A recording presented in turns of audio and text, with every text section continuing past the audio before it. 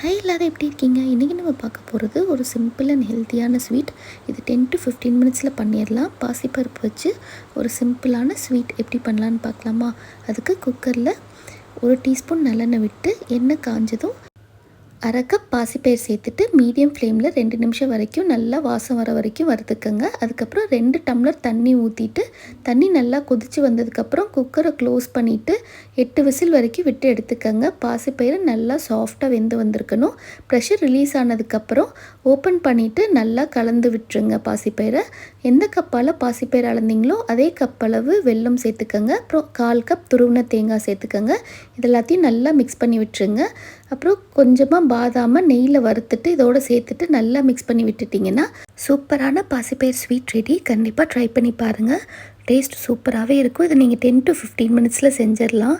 குழந்தைங்களும் விரும்பி சாப்பிடுவாங்க. கண்டிப்பாக இந்த ஸ்நாக்கை ட்ரை பண்ணி பாருங்கள். தேங்க்யூ.